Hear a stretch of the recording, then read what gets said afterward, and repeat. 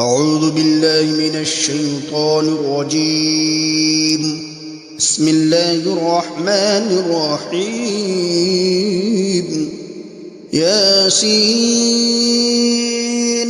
والقرآن الحكيم إنك لمن المرسلين على صراط مستقيم تنزيل العزيز الرحيم لتنذر قوما ما أنذر آباؤهم فهم غافلون.